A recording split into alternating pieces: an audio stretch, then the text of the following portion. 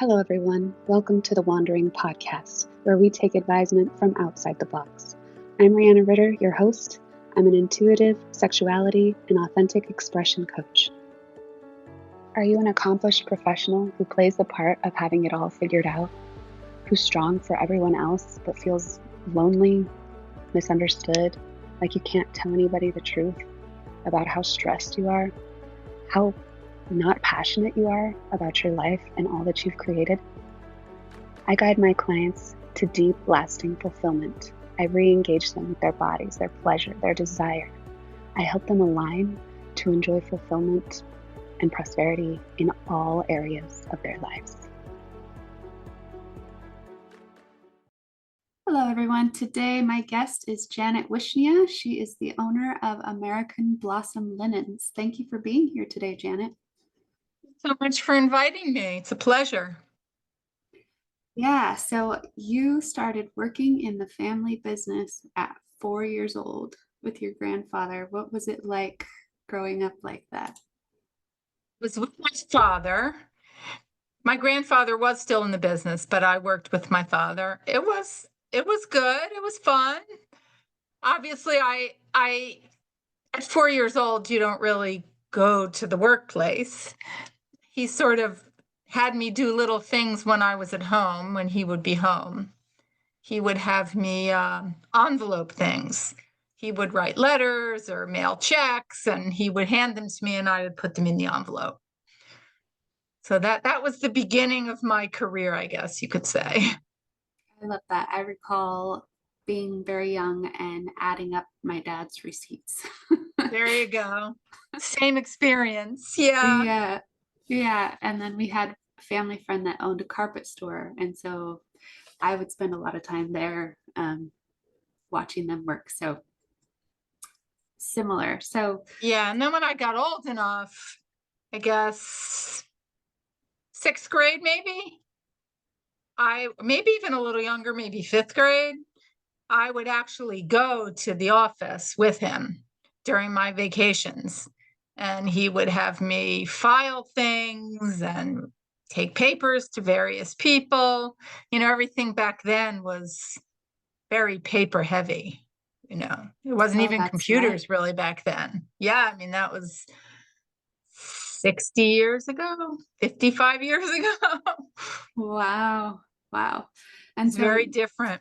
Yeah, your American Blossom Linens is a company that does home goods, right? Like eco-friendly, long-lasting home goods, right? Bedding. Yep, that's correct. Yeah, and you started that when you were 60? Yes, that's a brand. So our company, our corporate company name is ATD American. Our manufacturing plant is called Thomaston Mills. And that is also the name of our hospitality brand. So American Blossom Linens is actually not the company name, it's the brand name. Okay. And I started that brand when I was 60. Wow. Okay. So, and you mentioned that you had to kind of learn all of digital marketing from there, like starting at 60. Yeah. So I had worked in the company since I was graduated from college, but the company was B2B. So I was mostly in sales. But it was, so it wasn't really digital at all. It was a lot of, phone work and paperwork and things like that, but it wasn't internet heavy. So once, I was also president of the company for a while. But then I decided I wanted to kind of cut back when I had grandkids. I wanted to spend a little more time with my grandkids, but I wanted to still keep my feet in the business in just a little less time. So I thought, well, wouldn't it be fun to start there? At that time, there was a lot being talked about Made in America. And I thought, well, maybe we should start Made in America brand of sheets. And so I developed it and I learned all about it. I mean, I knew nothing about websites or digital marketing or anything, or even dealing with the consumer. But I learned along the way. I guess I had hired somebody to build our website for us, to build a website, and then the person didn't work out. And I went to my IT. We have an IT department, but they didn't really know about building websites. They run our enterprise. We have an Oracle enterprise computer, and they run that. But I talked to the head of the IT department. He said, well, I'll try to build one myself. And he did. He learned how to, figure out, he picked a Shopify website and he learned how to put it together himself. And we kind of all learned all these new skills. It was really fun, actually. Wow, that's really cool because I think that most people would think that a head of IT just knows everything computer related, internet related, but really they're more focused on data security, right? And Yeah. I mean, they're specialized. They all have their own, we have 3 IT people and they all kind of specialize in different things. One, and I'm not even sure I understand everything, but one does kind of network work. One does the email servers and all that stuff. And the other one does the Oracle programming. So they didn't know anything about building a website. That just wasn't their thing. wow, that They must have learned. been, yeah, quite a And I journey. learned. Yeah. And then it was funny because I spent a year developing the product and the packaging and the messaging and all of that and building the website. And the website went live on January 1st, 2019. And I called one of the people in the IT department and I said, well, where's the orders? How come we don't have any orders coming in? And he said, well, did you do any marketing? I said, oh, yeah, I have to market now, don't I? And so then I started to learn about, online marketing. I took a course. It was actually really good. I just kind of searched and found it. It was called the Social Sales Girls. It was this woman from Canada. And she had a very good course, simple, kind of do this, then do that, and do this, and how to do Facebook and how to do an email. And I watched the course and I kind of learned how to do it. And for a while, we did it by ourselves. And then as it was growing, we started to hire outside people to do it who had more experience. Amazing. So how was that transition of going from in-person sales primarily or over the phone to now business to consumer Yeah. social I mean, media marketing? yeah, it's different. It's very different. I want to say, I'm trying to think of the right word. They're both creative, but in different ways. There's a lot more artistic, creative things happening when you have to build a website and do a photo shoot. And in my prior B2B life, it was more strategy and people skills and and how to negotiate, how to buy right, and how to figure out what price to sell. We did a lot of government contracts, kind of how to understand legal terms, and fulfill all the requirements of a contract. And with the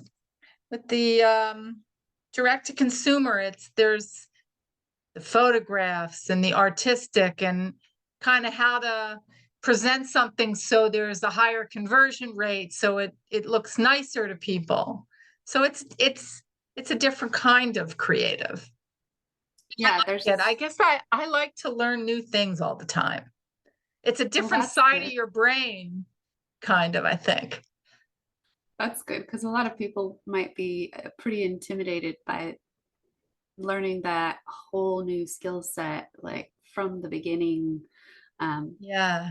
But I can completely relate because I'm an entrepreneur as well. And I absolutely despised marketing. Like I at least thought that I did, actually. I kind of was raised with this attitude of like, my dad would mute the commercials on TV. Yeah. So he just had this irritated energy about marketing and sales. And yet he's a business owner, and he also did marketing for his business. And so it's funny the things that kids' brains attach to. Like, I remember the distaste for the commercials. And so then I developed this belief that I hated marketing and I can't stand, receiving marketing messages, let alone creating them myself. I was more of a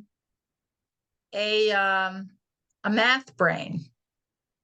I was always, numbers were my thing, spreadsheets, numbers, calculations. That was always more of my strength. But I've really developed sort of that other side. Yeah, that's really cool. I also, have been an accountant, so spreadsheets and numbers are definitely something that's far easier to me than doing something creative. And like the appeal, the human psychology that goes into sales and marketing, especially business to consumer, is really fascinating. Yes. Yeah. Oh, and kind of figuring out the triggers. Yeah. Yeah. And I've had people teach me things, that I wouldn't have thought works, but then they did. There is a lot of psychology to it. Yeah, playing on people's emotions and yeah, it's but I think at the beginning I kind of felt like that was devious or manipulative, Yeah. When you have a really good understanding of human psychology, like if you're going to be a coach, which I am doing, you study a lot of psychology. And so like you kind of know how it affects people and their emotion. And so it can feel really like not aligned to play on people's emotions to get them to buy. Yeah. Do you coach? Do you do business coaching? More people who are finding themselves in a career that it's kind of stagnating, like they're finding that it's not satisfying anymore, or they're in life circumstances where they've kind of reached burnout, or they've discovered that they've done all these things right, and they've bought all the house and have the family, and then they're like, but I don't feel fulfilled, I feel disconnected, I feel lonely. Yeah. So definitely you have to be passionate about what you're doing. Yeah. I would do it for no money, honestly. Luckily, I'm of retirement age now, so but I'm very passionate about manufacturing in the US. It's like a mission now. It's more than just a job, it's a mission. And you use 100% American cotton. 100%. Right? Everything. Not everything is American. All the processes are made here, nothing overseas. So I don't know how much you know about the textile industry, but just go through your house and look at the labels on all your clothes and all your bedding and your towels, everything. I mean, you'll be hard pressed to find anything made here. Everything.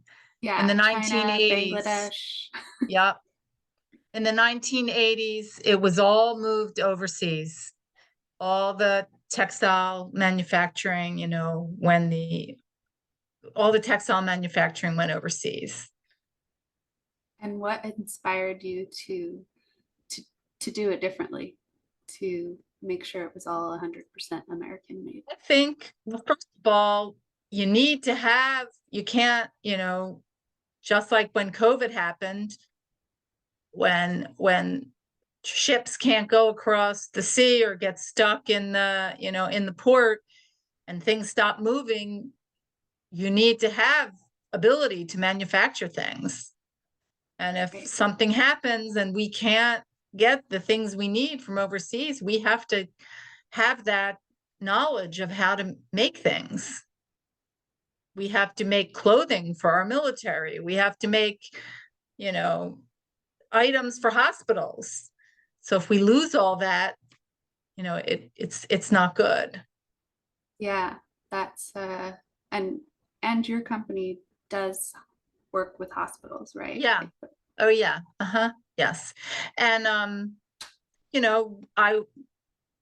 lot of people lost jobs when the textile industry moved overseas.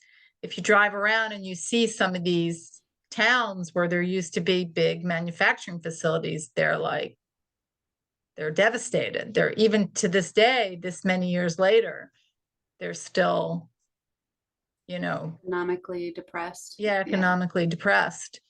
And I feel passionate about employing people and creating jobs and buying things, supporting the local community. Yeah, that makes a lot of sense. Yeah. There's a lot of fear going on around how we get everything from China now, right? So yeah. I there hope are, the pandemic taught people a lesson. Yeah, there are many industries that really need to come back here, right? Yeah. That we have to learn how to be self-sustaining. Yeah. Yeah, I agree. And so people can find is it sheets? Is it more than sheets? What all do you have? We have sheets, we have towels, we have blankets, we have pillows, we have comforters. It's the main things. And so people just go online and can buy there. Right. AmericanBlossomLinens.com. And are they in retailers at all, or is it all online? No, it's all online. Okay, awesome. And so how many people are part of your company now? I think you said it started in 1931 with your grandfather. 50 people. 50? 150. Oh, okay. So we have 2 manufacturing plants and then a corporate office. Okay, awesome. And then you said you started to, you wanted to spend more time with your grandchildren. One of the challenges that you faced was growing a business, being a mother, and now adding being a grandmother. Yes. Yeah, I thought sort of moving out from being the CEO and just working on this brand was going to be less work, but that was actually not true. Building a brand is a lot of work. Yeah. Absolutely. But I've managed to be able to, in the beginning it was harder because it was just me, but now I have other people helping me. So I'm able to, and my daughter needs help with the grandkids, I do take off. I can sort of make my own hours in that way. So yeah, that's it works. Awesome. Yeah. And so how did you go from being like you're a key player in the business can't really run without you?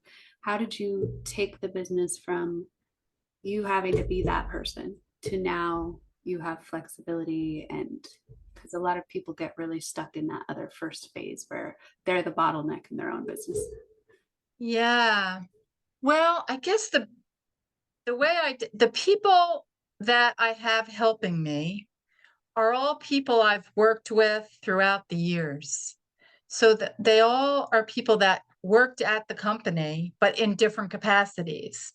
So I knew them all. So it was comfortable to let go of things to them. So I guess in a way I didn't have to hire new people. Okay. So that kind of worked. So it was a little easier.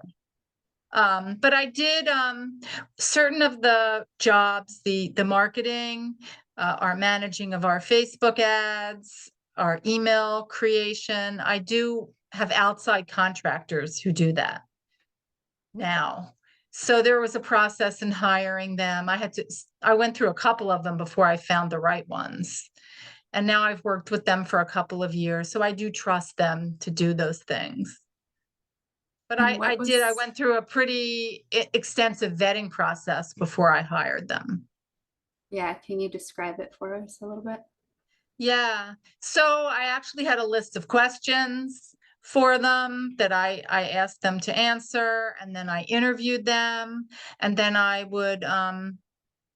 asked them for references. And so I called references to talk to them. And then when I started with them, I started more on a small level to see how things went. And then as we got to know each other, I sort of gave more and more things for them to do. Like I started out just giving them Facebook ads to run, and then we moved on to other things. Okay, awesome. And then how did you develop this atmosphere within your company where you could maintain these long-term relationships with your employees and keep them motivated, loyal, and then be able to hand things off to them and trust them? Because a lot of people aren't able to do that. How did I do that? I don't know. I think it comes naturally. I don't, that's a good question. I think Like, what's the I company culture like? yeah, I'm clear with my instructions to people. And the culture is we treat everybody like family. We really care about everyone. So I think when they know that you care about them, um, that helps.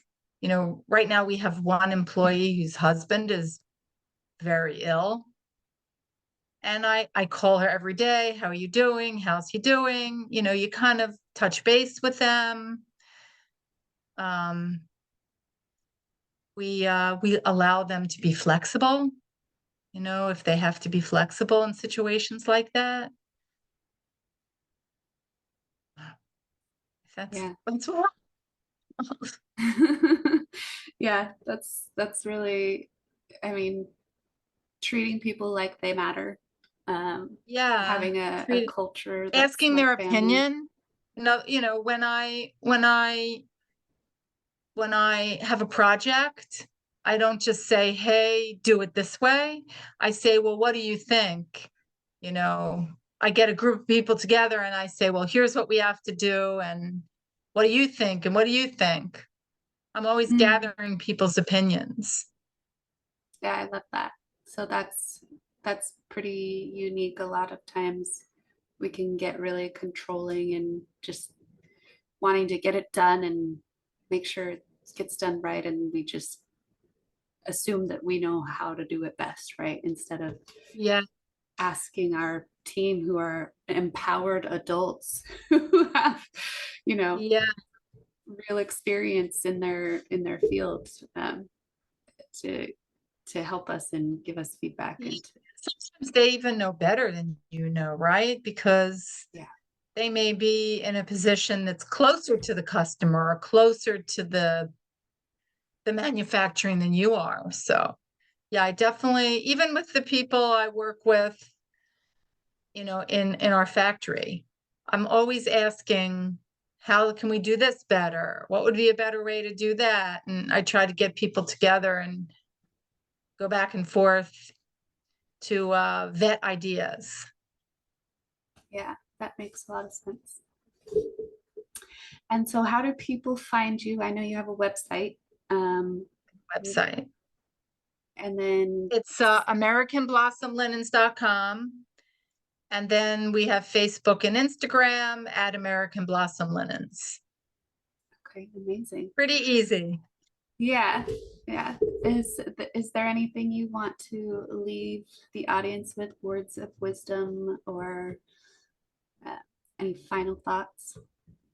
I guess I would say if you don't love what you're doing, you should find something else to do, because it's life is way more fun if you're passionate about what you're doing. You don't want to go to a job every day and hate it. That's just no way to live. Um, and not to be afraid. So I always tell people, Dolly Parton is like my hero. And she just reinvents herself like over and over and does all these new things. I think she recently wrote a cookbook. You know, she does songs for movies. She does country music. She does rock and roll.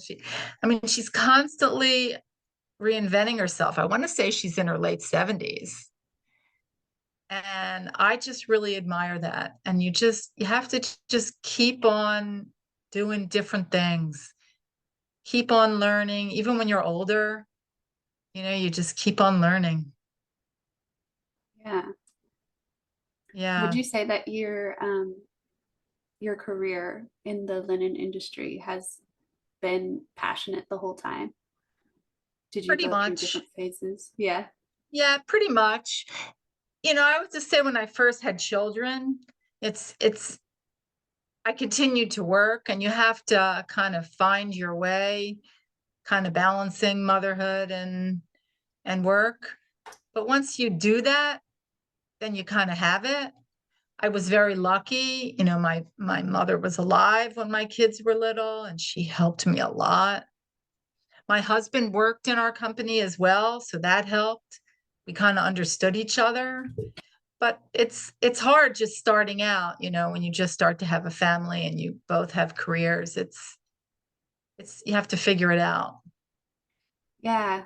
And I love what you said about, making sure you love what you're doing, because Yeah.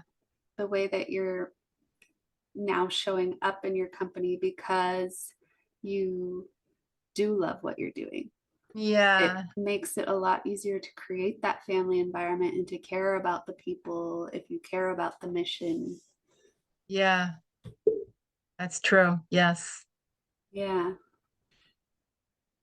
Okay. Well, thank you so much for being here. It's been great talking with you. And we'll be in touch. We'll talk soon. What give a promo code to your audience? Yeah, we're gonna put all that in the show notes. So if you Okay. want to send that over to me, you might not have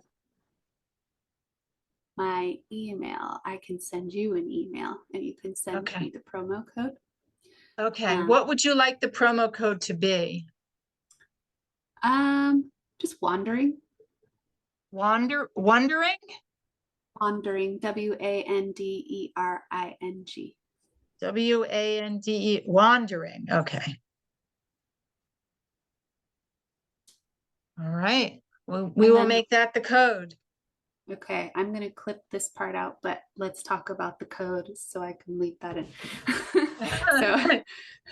So you have a gift for our audience today. Do you want to tell us what that is? Yes, we would love to give your audience a 20% off discount for first-time shoppers on our website. And the code will be WANDERING, WANDERING. So they can use that code and get 20% off of any of our products. Thank you. And that is really generous. And again, the products are 100% American made and manufactured in this country. They're eco-friendly, high quality. And you said they don't go out of style, right? They don't go out of style. They're all classically designed. Yeah, very neutral colors. White bed sheets, go with everything. Awesome. Okay. Thank you so much. You're welcome.